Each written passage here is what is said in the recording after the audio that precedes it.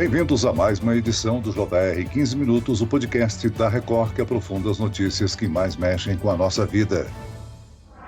Ferramentas de inteligência artificial já estão sendo usadas para prejudicar campanhas eleitorais no Brasil. Áudios e vídeos são manipulados para criar escândalos envolvendo políticos.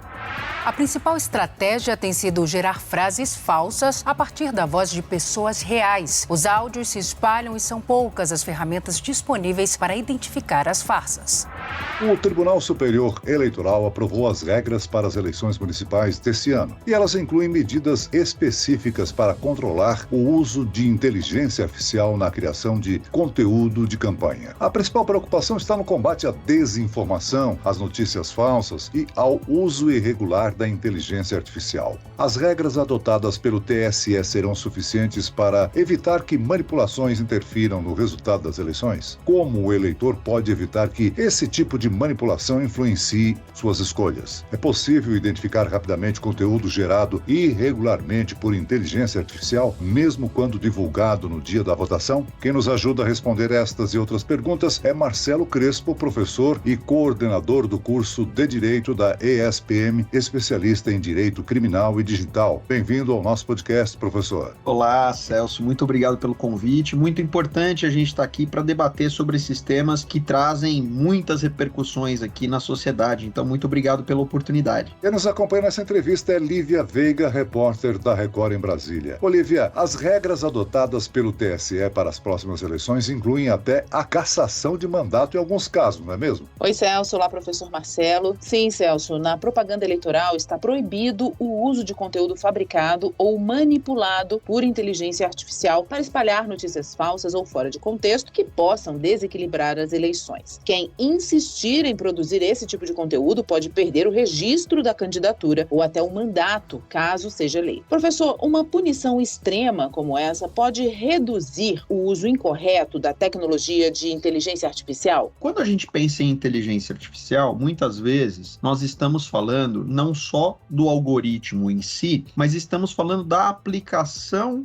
que faz o uso desse recurso. Então, hoje a inteligência artificial ela está presente no nosso cotidiano de muitas formas, talvez até imperceptíveis pelas pessoas, nas atividades mais rotineiras mesmo. Então, desde assistentes que entram sozinhos, online, numa reunião e conseguem fazer um resumo daquilo que foi discutido e conversado numa reunião, entra um assistente no Zoom ou no Teams, num comunicador, e ele faz um resumo daquela reunião. Ele coloca ali em pontos o que foi debatido. Então, essa é uma inteligência artificial muito prática. No dia a dia, existem tantas ferramentas que fazem uso da inteligência artificial que talvez isso não deixe de ser utilizado em campanha. O que me parece que pode diminuir de fato é o uso daquilo que a gente chama de deepfake, as pessoas se passando por outras pessoas, aquelas criações absolutamente artificiais de um contexto narrativo. Porque quando a gente fala em comunicação com a utilização da inteligência artificial, ela pode ser bastante efetiva, inclusive, se você criar um chatbot, se você criar uma ferramenta que te ajude a alcançar mais pessoas. Me parece que o TSE quis fazer foi muito mais ter uma preocupação no sentido de evitar que o eleitor seja, de alguma forma, ludibriado, enganado com mensagens de pessoas que não existem ou se passando por um candidato da situação ou da oposição. O TSE proibiu, né, professor, o uso do chamado deepfake, que é, como o senhor falou, a troca de rosto das pessoas em vídeo com sincronização de movimento labial ou expressão facial, usando, é claro, a inteligência artificial. A principal dificuldade agora é para fiscalizar essa medida e identificar o uso de deepfake, né? Com certeza. Agora, com relação a questões eleitorais, existe uma situação que é bastante peculiar, porque normalmente seria realmente difícil que a Justiça Eleitoral fiscalizasse ativamente. Afinal de contas, a Justiça Eleitoral, ela não tem um poder de polícia, ela não tem, digamos assim, uma força-tarefa de policiais. Isso cabe à Polícia Civil, isso cabe à Polícia Militar, à Polícia Federal. Então, o que a Justiça Eleitoral pode fazer, e o que acontece na prática, é que existem a propositura de ações específicas pelo Ministério Público Eleitoral e, às vezes, a partir de representações de candidatos, de partidos políticos. A tendência, Celso, é que assim que surgir uma uma peça publicitária, enfim, alguma situação com um deepfake, por exemplo, e quem se sentir ofendido, quem estiver sendo atacado, quem estiver sendo difamado, caluniado, que tome uma medida e leve isso à justiça eleitoral. Então a fiscalização, ela não será ativa no sentido da gente ter um exército de pessoas observando o que está acontecendo, mas na medida em que o tempo passa e as coisas acontecem, uma peça acaba tendo repercussão, as pessoas envolvidas para o bem ou para o mal acabam se manifestando e levando essas questões ao Tribunal Eleitoral, que deve tomar daí então as medidas cabíveis. Além de ser difícil de identificar, o uso da inteligência artificial na produção de conteúdo é algo que exige muita tecnologia, muito conhecimento e geralmente leva tempo. Se, por exemplo, alguém divulgar um conteúdo falso que prejudique algum candidato no dia da eleição, a fraude poderia ser identificada a tempo de ser desmentida? Isso é muito relativo. Existem fraudes que são, digamos assim, mais facilmente percebidas e outras que haverá uma maior dificuldade. Então tudo depende do que vai ser feito com essa fraude. Qual é exatamente a conduta? Porque algumas coisas são muito óbvias, né? Então você pega ali um contexto, de repente um deepfake dizendo como se um candidato tivesse dito uma coisa e ele até já se manifestou publicamente de outras formas, aquilo eventualmente já foi até desmentido por uma nota, alguma coisa nesse sentido pode acontecer. Agora, claro que tudo aquilo que envolve a tecnologia, em termos de prova, como regra, dependeria de uma perícia. Uma perícia é um trabalho técnico em que você vai verificar as condições em que aquele material foi produzido, se há possibilidade de indicar quem criou, por onde aquilo transitou, que tipo de tecnologia foi utilizada, que tipo de fraude foi empregada, se foi uma mixagem no áudio, uma mixagem no vídeo e outras situações. Então, a tendência é que não haja um tempo adequado para se resolver em termos de perícia esse tipo de situação. Professor Marcelo, o TSE também proibiu o uso de chatbots, né, que são os robôs virtuais que poderiam interagir com eleitores e em trocas de mensagens. É uma boa ferramenta de interação com os eleitores, mas o uso de chatbots também pode ser uma fonte de divulgação de fake news. Com certeza. Quando a gente fala em fake news, é sempre muito complicado, porque o próprio conceito de fake news, ele não está estabelecido na legislação. Mas, de fato, tudo aquilo que ajuda a amplificar o contato com a base de eleitores pode sim servir como uma ferramenta importante para a divulgação de fake news ou de desinformação, enfim, de causar um tumulto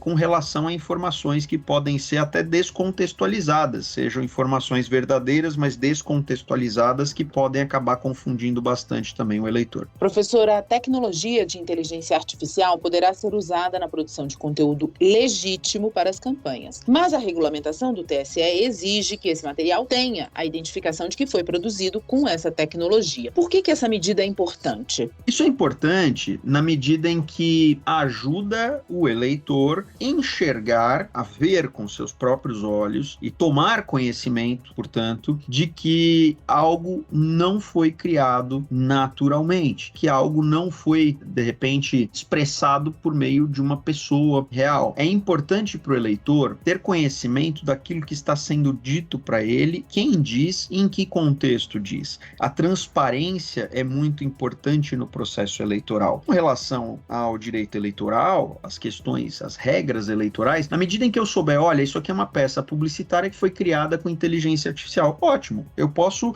tomando conhecimento daquilo, fazer um juízo melhor, em tese, do que está me sendo apresentado, né? Porque isso pode, de alguma forma, inclusive, minorar os custos da campanha, porque a gente tem um fundo eleitoral com um valor que é bastante expressivo, nós estamos falando de fundo eleitoral de 5 bilhões de reais, e que as campanhas normalmente são muito caras. Existem limitações para gastos, mas as campanhas são muito caras, o deslocamento, especialmente quando uma campanha é nacional. Regional acaba sendo menos custoso, mas com a inteligência artificial, talvez os candidatos passem a utilizar os recursos para fazer, por exemplo, uma simulação de uma paisagem da onde eles estiveram, de um lugar que eles visitaram, sem a necessidade do deslocamento, seja aéreo, seja terrestre ou até marítimo. Sem dúvida alguma, a evolução da tecnologia, né, a capacidade da inteligência artificial, a capacidade de processamento dos equipamentos, né, facilita a utilização e a produção dessas situações. Eu pergunto, pergunto, quanto maior a capacidade de processamento de um computador, por exemplo, usando a manipulação, fica mais próxima da realidade, mais difícil de ser identificado, professor? Com certeza, existem duas coisas muito importantes quando a gente fala de inteligência artificial. São as duas coisas que definem a qualidade da inteligência artificial e os possíveis resultados. Uma delas é o banco de dados utilizado pelo algoritmo para produzir alguma coisa. Então, quanto mais robusto esse banco de dados for, melhor são os recursos para trabalhar e haver uma possível produção de vídeo, de áudio e assim por diante. E a outra situação é exatamente o que você falou, Celso, capacidade computacional, o esforço computacional, o quanto você consegue desenvolver em tecnologia e qual tecnologia que você tem à sua disposição em termos de processamento. Porque fazendo uma comparação analógica, vamos pensar assim, se você vai construir uma casa a partir de um terreno vazio e você tem lá muitos tijolos, você tem cimento, você tem areia, quanto mais variedade de materiais tiver, maior a possibilidade de você ter uma residência única. E agora pensa que você tem apenas um pedreiro para fazer essa situação. Ele vai até construir aquela casa, mas vai levar muito mais tempo do que se você tiver uma equipe. E com a inteligência artificial é a mesma coisa. Você pode ter lá um banco de dados enorme, mas se você não tiver a capacidade computacional de processamento, isso não funciona. E o contrário também é verdade. Você pode ter uma capacidade computacional excelente e um banco de dados pobre. E aí não sai o melhor resultado. Por isso, o grande desafio da inteligência artificial no Brasil e no mundo é você conseguir constituir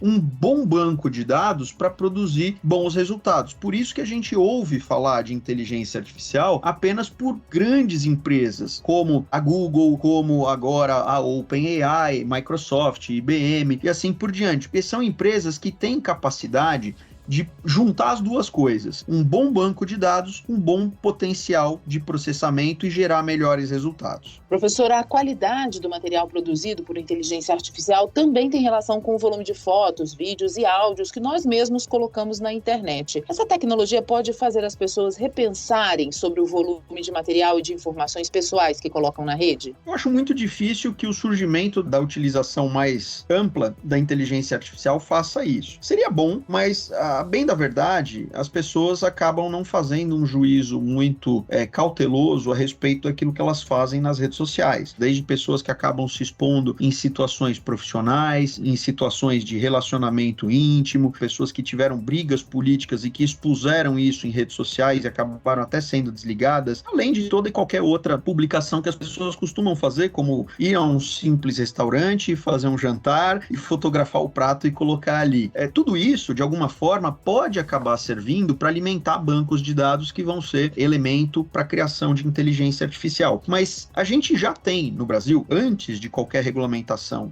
da inteligência artificial, pelo menos desde 2018, a nossa LGPD, a Lei Geral de Proteção de Dados Pessoais, que já tem mais de 5 anos, a lei foi implementada por muitas empresas, embora mais pelas empresas maiores do que pelas médias e as pequenas, e nós estamos num processo ainda de amadurecimento da Autoridade Nacional de Proteção de Dados, que é o órgão que faz a fiscalização, o enforcement, a aplicação da legislação. A gente está aqui discutindo a capacidade da inteligência artificial, mas cada cidadão tem que ter a preocupação de analisar a veracidade daquilo que está recebendo e não usar a propagação, né? O que é muito pior, né, professor? Com certeza, Celso. E aí acontece um fenômeno que ele é complicado, porque muitas vezes a propagação da desinformação ou das fake news, ela acontece com a pessoa, inclusive, tendo ciência de que algo não é verdadeiro. Infelizmente isso acontece, porque de alguns anos para cá, nós acabamos polarizando demais e extremando as discussões políticas. Então as pessoas estão com uma certa dificuldade de conseguir se posicionar a respeito de um ou outro comportamento sem defender coisas absurdas, porque você pode gostar de um candidato ou pode desgostar desse candidato, gostar do outro, desgostar do outro, mas existem coisas que às vezes são absurdas e elas são transmitidas pelos aplicativos mais variados e as pessoas têm condição, muitas vezes, de saber que aquilo é falso. A gente precisa entender que a desinformação, que as fake news e que o uso da tecnologia, ele acaba sendo usado de forma profissional. Existe um investimento grande, existe dinheiro por trás, existe financiamento e a gente deveria imaginar que acabar com desinformação, fake news, seja no âmbito eleitoral ou qualquer outra questão, não se resolve apenas pensando no indivíduo lá na ponta, nas pessoas. Por trás existem organizações, interesses, poder, e isso tudo precisa ser considerado. Muito bem, nós chegamos ao fim desta edição do 15 Minutos. Eu quero aqui agradecer a participação e as informações de Marcelo Crespo, professor e coordenador do curso de Direito da ESPM, especialista em Direito Criminal e Digital. Muito obrigado, professor. Eu que agradeço, fico à disposição para voltar. Até a próxima. Agradeço também a presença da repórter da Record em Brasília, Lívia Veiga. Obrigado, Lívia. Obrigada, Celso. Até a próxima.